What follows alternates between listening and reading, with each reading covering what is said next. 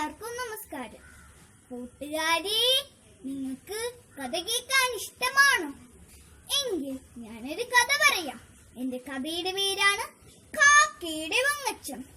ഒരിക്കൽ ഒരു കാക്ക എനിക്ക് സൗന്ദര്യമില്ല എന്ന് പറഞ്ഞ് വിഷമിച്ച് നടക്കുകയായിരുന്നു. ഒരു ദിവസം ഭംഗിയുള്ള പീലി വിടർത്തിയ ആടുന്ന മയിലുകളെ കണ്ടു. അപ്പോൾ കാക്കയ്ക്കുള്ളിൽ ഒരു മോഹം തോന്നി. എനിക്ക് ഇങ്ങനെ ഭംഗിയിട്ടിരുന്നെങ്കിൽ. എന്റെ സ്വരമാണെങ്കിലോ കേൾക്കാനും കൊള്ളില്ല, എന്റെ നിറമാണെങ്കിലോ കാണാനും കൊള്ളില്ല. കാക്കയ്ക്കും മയിലുകളെ പോലെയാകാൻ കൊതി തോന്നി.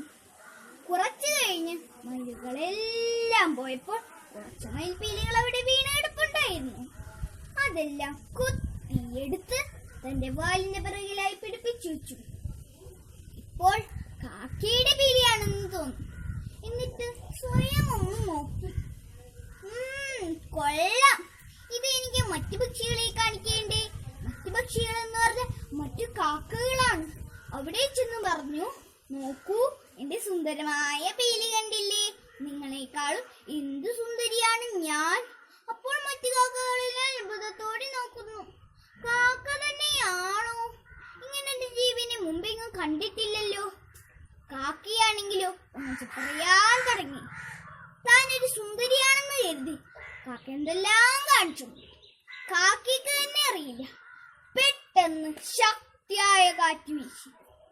എല്ലാവരും ചിറകുകൊണ്ട് ഇങ്ങനെ തടുക്കുന്നുണ്ട്. നോക്കുമ്പോൾ കാക്കയുടെ പുതുതായി വെച്ച പീലികളെല്ലാം കാറ്റത്ത് പറന്നുപോയി. ഇപ്പോൾ കാക്ക പഴയ കാക്ക തന്നെ.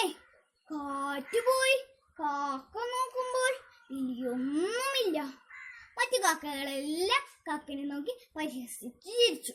കാക്ക നാണം കിട്ട് ദൂരേക്ക് പറന്നുപോയി. ആദ്യം തന്നെ പൊങ്ങച്ചം പറയണമായിരുന്നോ? വേണ്ട. ആദ്യം തന്നെ മറ്റുള്ളവരാകാൻ ശ്രമിക്കണമായിരുന്നോ? വേണ്ട. അപ്പോൾ നമ്മളാവാൻ ശ്രമിക്കുക. നന്ദി.